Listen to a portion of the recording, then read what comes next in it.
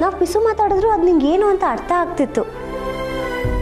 ನಮ್ಮನೇಲೂ ಎಷ್ಟೋ ಬಾಗಿಲುಗಳಿವೆ, ರೂಮ್ಗಳಿವೆ, ಆದರೆ ನಮ್ಗೆ ಅದನ್ನೆಲ್ಲ ಹಾಕಿ ಅಭ್ಯಾಸನೇ ಇಲ್ಲ. ಫಸ್ಟ್ ಆಫ್ ಆಲ್ ನಮ್ಮನೇಲಿ ಪ್ರೈವಸಿ ಅನ್ನೋದಕ್ಕೆ ಜಾಗನೇ ಇಲ್ಲ ಅಮ್ಮ. ನಾವೆಲ್ಲರೂ ಒಂದೇ ಅನ್ನೋ ಭಾವನೆಯಲ್ಲಿರ್ತಿದ್ವಿ. ಆದರೆ ಈ ಶ್ರೀಮಂತರು ಇಂಥ ದೊಡ್ಡ ದೊಡ್ಡ ಮನೆಗಳನ್ನ ಕಟ್ಸ್ಕೊಳ್ಳೋದೆ ಅವ್ರಿಗೆ ಪ್ರೈವಸಿ ಬೇಕು ಅಂತ. ಈ ಲಕ್ಸುರಿ ಲೈಫ್ ಸ್ಟೈಲಲ್ಲಿ ಫಾಲೋ ಮಾಡಬೇಕಾಗಿರೋ ತುಂಬ ಮ್ಯಾನರ್ಸ್ಗಳಿವೆ. ಅದರಲ್ಲಿ ಈ ಥರ ಡೋರ್ ನಾಕ್ ಮಾಡ್ಕೊಂಡು ಒಳಗಡೆ ಬರೋದು ಒಂದು. ಮನೆಗಳು ಬದಲಾಗೋ ಜೊತೆ ನಾವು ಬದಲಾಗ್ಬಿಡ್ತೀವಮ್ಮ. ನೀನು ನೊಂದ್ಕೋಬೇಡ ಆಯಿತಾ? ನಾನು ಅವನ ಹತ್ರ ಮಾತಾಡ್ತೀನಿ.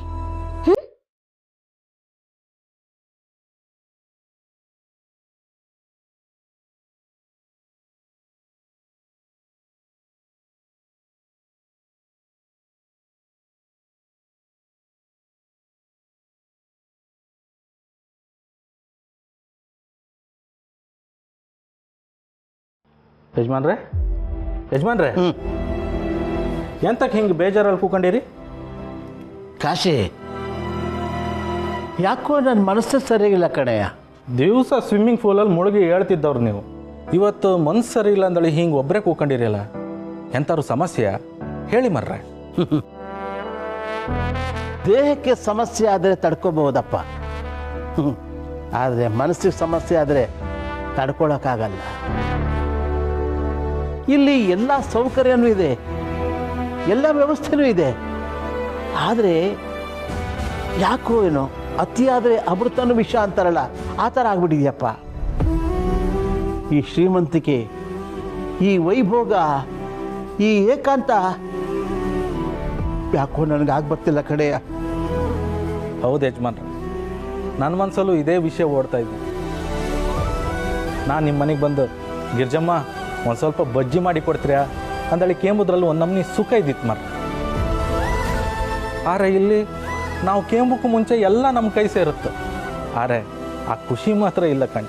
ಹೌದಪ್ಪ, ಅದಕ್ಕೆ ದೊಡ್ಡವರು ಹೇಳಿದರೆ ಎಲ್ಲ ಮನೆಯ ತಿರುಗಿದರೂ ನಮ್ಮ ಮನೆಯೇ ನಮಗೆ ಚಂದ ಅಂತ. ಹಬ್ಬ, ಅಂತೂ ಇಂತೂ ನಿಮ್ಗೆ ಅರ್ಥ ಆಯ್ತಲ್ಲ, ಅಷ್ಟು ಸಾಕು. ಆದರೆ ಗಿರಿಗೆ ಯಾವಾಗ ಅರ್ಥ ಆಗುತ್ತೋ ಏನು.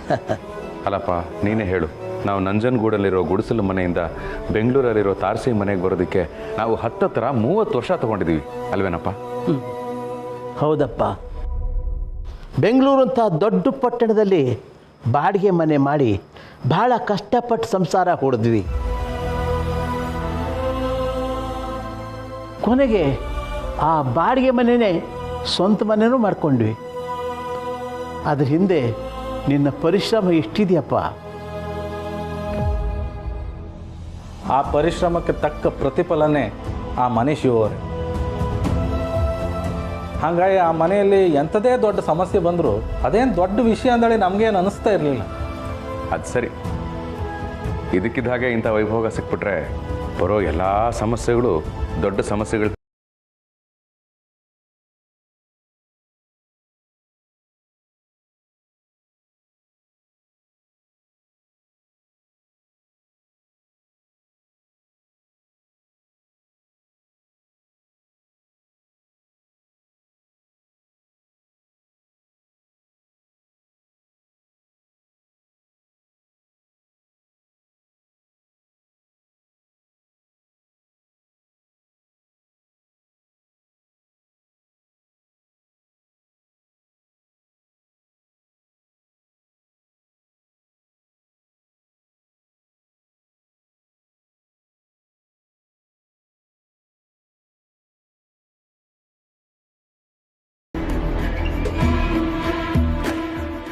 ಆದರೆ ಇಲ್ಲಿ ಹೆಸರಿಗೆ ಮಾತ್ರ ಸೆಕ್ಯೂರಿಟಿ. ಏನಾದರೂ ಸಮಸ್ಯೆ ಆಗಿ ಜೋರಾಗಿ ಕಿರ್ಚ್ಕೊಂಡ್ರು ಯಾರಿಗೂ ಕೇಳಿಸಲ್ಲ. ಅದೇ ಅಲ್ಲಿ ನಮ್ಮ ಮನೇಲಿ ಒಂದು ಸಣ್ಣ ಲೋಟ ಬಿದ್ರು ಸರಿ, ಅಕ್ಕಪಕ್ಕದವರೆಲ್ಲ ಓಡ್ ಬಂದ್ಬಿಡ್ತಾರೆ, ಏನಾಯ್ತು ಏನಾಯ್ತು ಏನಾಯ್ತು ಅಂತ ಕೇಳಕ್ಕೆ. ಸೆಕ್ಯೂರ್ ಲೈಫ್ ಅಂದ್ರೆ ಅದಪ್ಪ, ಸೆಕ್ಯೂರ್ ಲೈಫ್ ಅಲ್ಲ,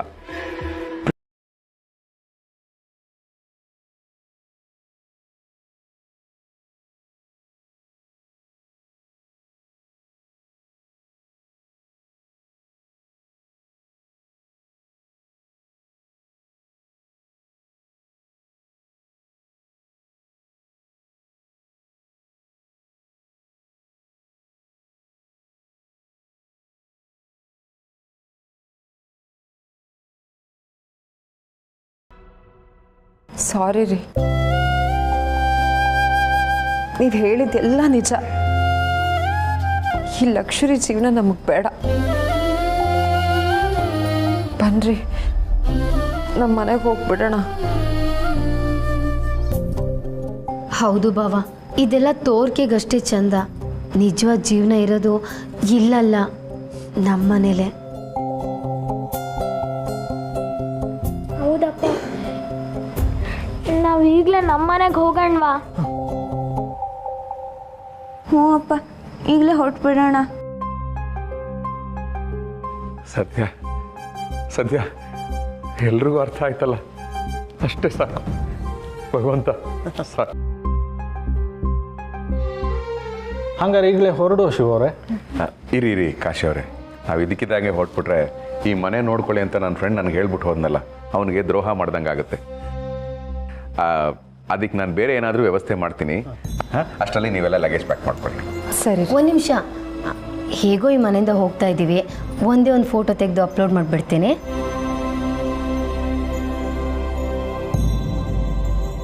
smile. We are going back to home. Shivakrupa, we are coming. Hashtag sweet home. ಏನಪ್ಪ, ನನ್ನ ಮಗ ಬರಲೇ ಇಲ್ಲ ಎಷ್ಟೊತ್ತಾದ್ರೂ. ಎಲ್ಲ ಪ್ಯಾಕ್ ಆಗಿದೆ, ಟೈಮ್ ಬೇರೆ ಆಗಿದೆ, ಏನು ಮಾಡೋದು? ನೋಟಿಫಿಕೇಶನ್ ಬಂದಿದೆ. ಅಯ್ಯಯ್ಯೋ, ನಮ್ಮ ಏಂಜಲ್ ಗೌರಿ ವಾಪಸ್ ಬರ್ತಿದ್ದೀನಿ ಅಂತ ಹಾಕಿದ್ದಾರೆ. ಅಯ್ಯಪ್ಪ, ಏನು ಮಾಡೋದೀಗ? ನಾನು ಅಕಸ್ಮಾತ್ ನೋಟಿಫಿಕೇಶನ್ ನೋಡಲಿಲ್ಲ ಅಂದರೆ ಸಿಗಾಕೊಂಡೇ ಬಿಡ್ತಿದ್ದೆ. ಹೋ, ನನ್ನ ಮಗ ಬೇರೆ ಬಂದಿಲ್ಲ, ಎಲ್ಲ ಪ್ಯಾಕ್ ಆಗಿದೆ.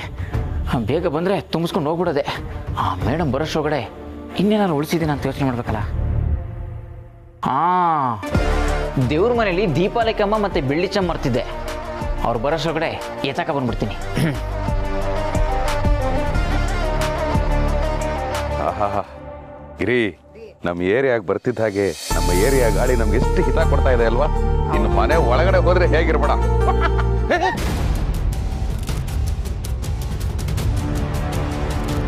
ಅರೆ, ಇದೇನಿದು? ಬಾಗಿಲು ತೆಗೆದಿದೆ. ಹೌದು ರೀ, ಕೀ ನಿನ್ನ ಹತ್ರನೇ ಇತ್ತಲ್ವೋ? ನನ್ನ ಹತ್ರನೇ ಇದೆಯಪ್ಪ. ಮನೆ ಒಳಗಡೆಯಿಂದ ಬಾಗಿಲು ಹಾಕಿ ಹಿತ್ಲು ಬಾಗಿಲಕ್ಕೆ ತಾನೇ ನಾವು ಬೀಗ ಹಾಕೊಂಡ್ ಬಂದಿರೋದು. ಹೌದು. ಮತ್ತೆ ಮುಂದ್ಗಡೆ ಬಾಗಿಲು ಯಾರು ತೆಗ್ದಿದ್ದು? ಗಿರ್ಜಮ್ಮ, ಹೀಗೆ ಮಾತಾಡ್ತಾ ಇದ್ರೆ ಎಂಥದ್ದು ಗೊತ್ತಾಗ್ತಿಲ್ಲ. ನಮಗೆ ಗೊತ್ತಿಲ್ಲದೆ ಬಾಗಿಲು ತೆಗೆದು ಒಳಗೆ ಹೋದವ್ರನ್ನ ನಾವು ಒಳಗೆ ಹೋದ ಕೂಡಲೇ ಬಾಗಿಲು ಹಾಕೊಂಡು ಹುಡುಕಿ ಹೊಡುವ. ಕರೆಕ್ಟಾಗಿ ಹೇಳಿದ್ರಿ, ನಡೀರಿ. ಸಮಾಧಾನ ಮಾಡ್ಕೊಳಪ್ಪ, ಏನಾಗಿಲ್ಲ. ಬಸ್ಯಾ ಏನಿದಿಲ್ಲ? ಏಯ್, ಯಾರಪ್ಪ ನೀನು? ಕಳ್ಳರಿವ ಓ, ಗ್ಲಾಡ್ ಟು ಮೀಟ್ ಯು. ನಿಮ್ಮ ಮನೆಗೆ ಕದಿಲಿಕ್ಕೆ ಬಂದಾನ್ರಿ. ಯಾರ ನೀನು? ನಿನ್ ಹಿಂದೆ ಯಾರಿದ್ರು? ಆಲ್ ಕೈದನ, ಲಷ್ಕರಿ ತೈಬನ? ಇದನ್ನೆಲ್ಲ ಹ್ಯಾಂಗ್ ಎಕ್ಸ್ಪೋರ್ಟ್ ಮಾಡ್ತಿದ್ದೆ? ಟ್ರೈನ್ ಥ್ರೂನಾ, ಫ್ಲೈಟ್ ಥ್ರೂನಾ, ಶಿಪ್ ಥ್ರೂನಾ? ಮುಚ್ಚನೇನು ಬಾಯಿನ? ಏನು ಒಳ್ಳೆ ಇಂಟರ್ನ್ಯಾಷನಲ್ ಟೆರರಿಸ್ಟ್ ವಿಚಾರಿಸ್ತಿದ್ಯಲ್ಲ, ನೋಡಿದ್ರೆ ಗೊತ್ತಾಗಲ್ಲ. ಸಣ್ಣಗಿದ್ದಾನೆ ಇವನು, ಸಣ್ಣ ಕಳ್ಳ. ಅಲ್ಲಪ್ಪ, ನೀವೆಲ್ಲ ನಮ್ಮ ನೇಬರ್ಸು, ನೀವೆಲ್ಲ ಇದ್ಕೊಂಡೆ ನಮ್ಮ ಮನೆಗೆ ಕಳ್ಳ ಬರೋದಕ್ಕೆ ಹೆಂಗ್ ಬಿಟ್ರಿ ನೀವು? ಶಿವಪ್ಪನ ಅವತ್ತು ಫೋನ್ ಮಾಡಿದಾಗ ನಾ ನಿಮಗೆ ವಿಷಯ ಹೇಳಕ್ ಬಂದೇರಿ. ನೆಟ್ವರ್ಕ್ ಸರಿ ಇಲ್ಲದಕ್ಕೆ ನಾ ಹೇಳೋದು ನಿಮ್ಗೆ ಕೇಳಿಸಲಿಲ್ರಿ. ಆಮೇಲೆ ಇವ ಬಂದ ನಿಮ್ಮ ತಮ್ಮ ಅಂತ ಹೇಳಿದಾರೆ, ನಾ ನಂಬಿಟ್ಟೇರಿ. ಆಮೇಲೆ ಗೊತ್ತಾತ್ರಿ ಇವ ದೊಡ್ಡ ಕಳ್ಳ ಅಂತ. ದೇವ್ರೆ, ಸರಿಯಾದ ಟೈಮ್ಗೆ ನೀವು ಯಾರು ಬರದೆ ಹೋಗಿದ್ರೆ ಏನ್ ಗತಿ ಆಗ್ತಿತ್ತೋ ಏನೋ. ಸರಿಯಾದ ಟೈಮ್ಗೆ ನಾವು ಸಹಾಯ ಮಾಡಿದ್ದಲ್ಲ, ಇವನ್ ಸರಿಯಾದ ಟೈಮ್ಗೆ ಕಳ್ತನ ಮಾಡಕ್ಕೆ ಸಹಾಯ ಮಾಡಿದ್ದು ನಿಮ್ಮ ತಂಗಿ ಗೌರಿ.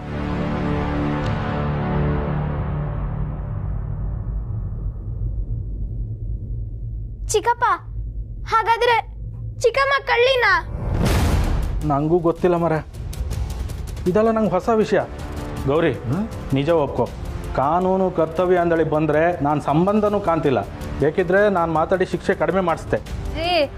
ಇವನು ಯಾರು ಅಂತಾನೆ ನನಗೆ ಗೊತ್ತಿಲ್ಲ. ಏನಮ್ಮ ನೀನು ನನಗೆ ಗೊತ್ತಿಲ್ಲ ಅಂತೀಯ? ಸಂಧ್ಯಾ ನೋಡಿದ್ರೆ ನೀನೇ ಕಾರಣ ಅಂತಾಳೆ. ಏನಮ್ಮ ಇದೆಲ್ಲ? ಅಯ್ಯೋ ಅಂಕಲ್, ಅದು ಹಂಗಲ್ಲ, ನಾನು ಹೇಳ್ತೀನಿ ಕೇಳಿ.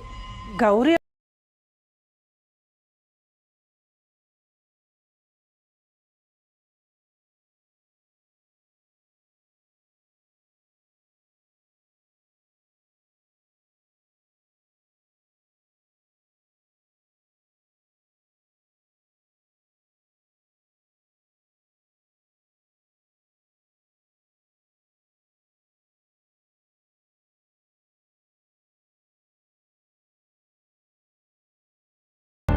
ಮಲ್ಕೊಂಡು ಅಡುಗೆ ಮಾಡಿಕೊಂಡು ತಿಂದು ಕುಡ್ದು ಎಲ್ಲನೂ ಶೋಕಿ ಮಾಡಿ ಕೊನೆ ನಿಮ್ಮಲ್ಲಿರೋ ವಸ್ತುಗಳನ್ನೆಲ್ಲ ದೋಸ್ಕೊಂಡು ಹೋಗೋಣ ಅಂತಿದ್ದೆ ಸರ್.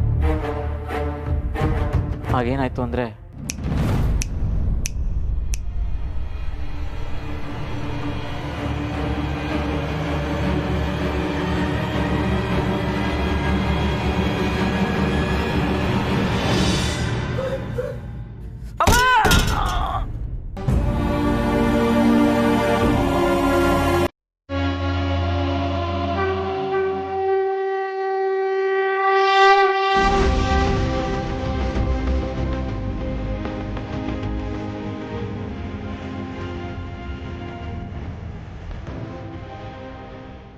ಜಗತ್ತಿನ ಯಾವ ಜಾಗದಲ್ಲೂ ಬದಲಾಗದೇ ಇದ್ದ ನೀನು ಬದಲಾವಣೆಗೋಸ್ಕರ ಈ ಜಾಗಕ್ಕೆ ಬಂದಿ.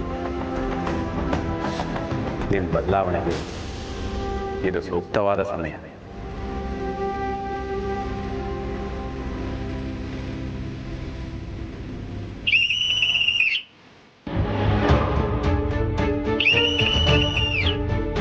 ಬಸಣ ಮನಿ ಒಳಗಿಂದ ಯಾರೋ ವಿಜಿಲ್ ಹೊಡೆದದ್ದು ಸೌಂಡ್ ಬರತೈತಿ. ಮನಿ ಬಾಗಿಲು ನೋಡಿದ್ರೆ ಓಪನ್ ಆಗೈತಿ. ಒಳಗ ಕಳಗಿಳಿಗೆ ಹೋಗ್ಯಾನೋ ಏನ್ ಕತ್ತಿನೋ. ಅಯ್ಯೋ ಪಾಪ, ಒಳಗ ಹುಡುಗ ಒಬ್ಬ ನಾನು ಏನು ಮಾಡೋದು? ಅಯ್ಯೋ, ಇಬ್ರು ಗಂಡಸರಾಗಿ ಇಲ್ಲೇ ಮಾತಾಡ್ಕೊಂಡು ನಿಂತಿದ್ದೀರಲ್ಲ, ಮೊದಲು ಒಳಗಡೆ ಏನಾಗಿದೆ ನೋಡೋಣ ಬನ್ನಿ. ಬರ್ಲೇ ನೋಡ್ರಿ.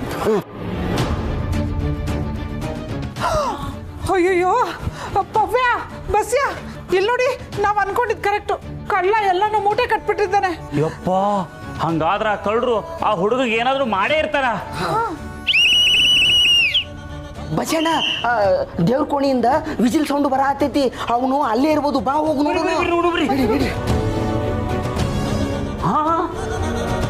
ಅಯ್ಯೋ, ಈ ಹುಡುಗನ ಯಾರೋ ಹೊಡೆದು ಮಲಗಿಸೇ ಬಿಟ್ಟಾರ. ತಡ್ರಿ ನೋಡ್ತೀನಿ. ಉಸಿರಾಡಕತ್ತೇನ? ಏ, ನೀ ಏನಪ್ಪ ಸೀಟಿ ಹೊಡೆದಿದ್ದು? ಹೂ ಸಾಬ್, ಆಪತ್ಕಾಲದಲ್ಲಿ ಎಚ್ಚರ ಮಾಡೋದು ನನ್ನ ಕೆಲಸ ಅಲ್ವಾ, ಅದಕ್ಕೆ ಸೀಟಿ ಹೊಡೆದೆ. ಈ ಏರಿಯಾಕ್ಕೆ ನೀನು ಹೊಸ ಗುರ್ಕ ಏನೋ? ನಾನು ಹಳೆ ಗುರ್ಕನೇ, ಆದ್ರೆ ಕೆಲವೊಬ್ರಿಗೆ ಮಾತ್ರ ಹೊಸಬ. ಈಗ ಅದೆಲ್ಲ ಬೇಕಾ? ಬೇಗ ಎತ್ಕೊಳ್ಳಿ ಇವನ್ನ. ಎತ್ತಲೇ ನೀನು ಕೈ ಏನು ಮಾಡಿದ್ರು ಮಾರಾಯ?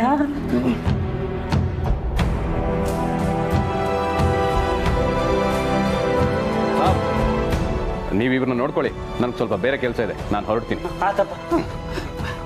ಪಾಪ, ಆ ಗೂರ್ಕ ಬಂದಿದ್ದಕ್ಕೆ ಕಳ್ಳ ಇವನ್ನ ಬಿಟ್ಟು ಹೊಡೋಗಿದ್ದಾನೆ ಅನ್ಸುತ್ತೆ. ಎಷ್ಟು ಒದೆ ಬಿತ್ತು.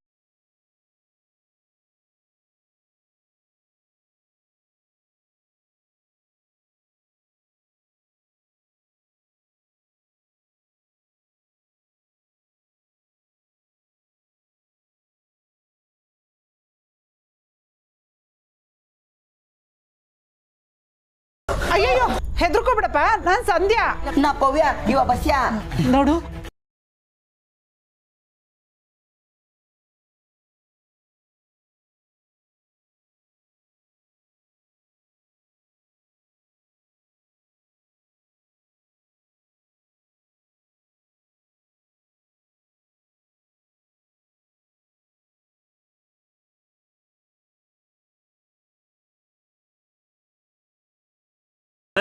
ನಡಿ, ಡಾಕ್ಟರ್ ಹತ್ರ ಹೋಗೋಣ. ಬಾ ಬಾ, ಹೇಳಿ. ಮುಟ್ಬೇಡಿ ನನ್ನ. ನಾನೊಬ್ಬ ಪಾಪಿ, ನಾನು ದೊಡ್ಡ ಪಾಪಿ. ಯಾಕಪ್ಪ ಏನೇನೋ ಮಾತಾಡ್ತಿದ್ಯಾ? ಪವ್ಯ, ಬಸ್ಯ, ತಲೆಗೆ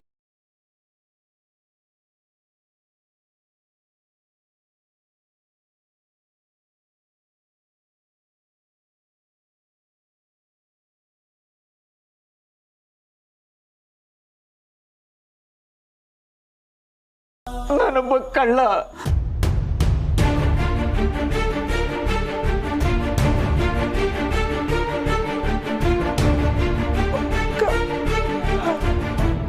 ಕಳ್ಳನ? ಹೌದು. ಈ ಮನೆಗೆ ಬಂದು ಸೇರ್ಕೊಂಡು ಎಲ್ಲಾನು ಗಂಟು ಮುಟ್ಟೆ ಕಟ್ಟಿ ಕತ್ಕೊಂಡು ಹೋಗಕ್ ಬಂದಿರುವಂತ ದೊಡ್ಡ ಕಳ್ಳ ನಾನು. ಕೆಟ್ಟ ಕಳ್ಳ ನಾನು. ನೋಡಿ, ನಾನು ಇಲ್ಲಿಂದ ತಪ್ಪಿಸ್ಕೊಂಡು ಹೋಗಲ್ಲ, ಇಲ್ಲೇ ಇರ್ತೀನಿ. ಪ್ಲೀಸ್, ನೀವು ಕೊಡ್ತಾ ಇರೋ ಈ ಪ್ರೀತಿ ನನಗಲ್ಲ, ಈ ಮನೆ ಓನರ್ ಶಿವಣ್ಣ ಮತ್ತೆ ಗಿರಿಜಮ್ಮನವ್ರಿಗೆ ಸೇರ್ಬೇಕು.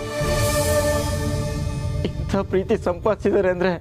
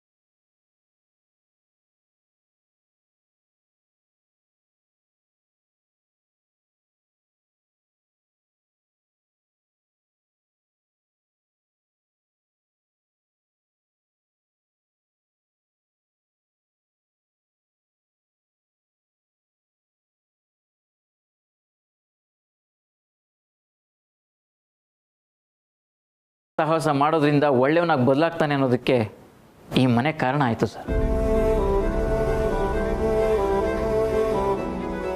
ಇನ್ಮೇಲೆ ನಾನು ತಿದ್ಕೋತೀನಿ. ನಾನು ಇದುವರೆಗೂ ಮಾಡಿರೋ ತಪ್ಪುಗಳಿಗೆ ಕ್ಷಮೆ ಕೂಡ ಕೇಳ್ತಿದ್ದೀನಿ. ದಯವಿಟ್ಟು ನನ್ನ ಕ್ಷಮಿಸ್ಬಿಡಿ ಸರ್.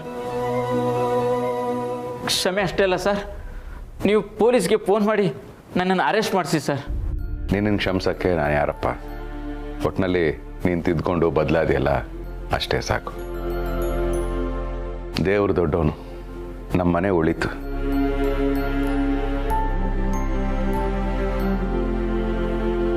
ನೋಡಿದ್ಯಾ ಗೌರಿ, ನಮ್ಮ ಪರ್ಸ್ನಲ್ ಲೈಫ್ನ ಸೋಷಿಯಲ್ ಮೀಡಿಯಲ್ಲಿ ಹಾಕೋದ್ರಿಂದ ಎಷ್ಟೆಲ್ಲ ತೊಂದರೆ ಆಗುತ್ತೆ ಅಂತ.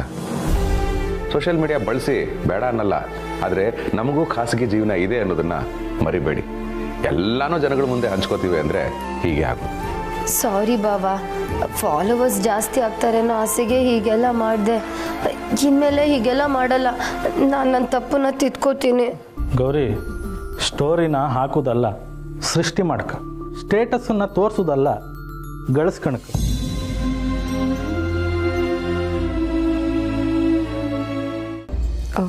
ರೀ, ನಾನು ಲಕ್ಸುರಿ ಲೈಫ್ ಬಗ್ಗೆ ಆಸೆ ಪಡದೆ ಹೋಗಿದ್ರೆ ಇಷ್ಟೆಲ್ಲ ಆಗ್ತಾನೆ ಇರಲಿಲ್ಲ. ಸಾರಿ ರೀ. ಭವ್ಯ, ಬಸ್ಯ, ಸಂಧ್ಯಾ ಅವರೇ, ನಿಮ್ಗೆ ಎಷ್ಟು ಥ್ಯಾಂಕ್ಸ್ ಹೇಳಿದ್ರು ಸಾಲದು. ಅಯ್ಯೋ, ಥ್ಯಾಂಕ್ಸ್ ಹೇಳಬೇಕಾಗಿರೋದು ನಮ್ಗಲ್ಲ ಗಿರ್ಜವ್ರೆ, ಆ ಗೂರ್ಕಂಗೆ. ಆ ಗೂರ್ಕ ಇಲ್ಲದೆ ಇದ್ದಿದ್ರೆ ನಿಮ್ಮ ಮನೆನ ಕಾಪಾಡ್ಕೊಳ್ಳೋಕೆ ಆಗ್ತಿರ್ಲಿಲ್ಲ. ಕರೆಕ್ಟಾಗಿ ಹೇಳಿದ್ರಿ ಸಂಧ್ಯಾ ಅವರೇ. ಅವ್ರಿಗೊಂದು ಥ್ಯಾಂಕ್ಸ್ ಆದರೂ ಹೇಳಬೇಕು. ಎಲ್ಲಿ ಸಿಗ್ತಾರೆ ಅವರು? ಗೊತ್ತಿಲ್ರಿ ಶಿವಪ್ಪಣ್ಣ, ಅವ್ರು ಹೋಗಿದ್ದಷ್ಟೇ ನೋಡಿದೀವ್ರಿ. ಹೊರಗೆ ಹುಡುಕಿದ್ರೆ ಸಿಗ್ಬೋದ್ರಿ. ನಾನು ಅದು ನೋಡ್ತೀನಿ, ನೀವು ನೋಡಿದೆಲ್ಲ.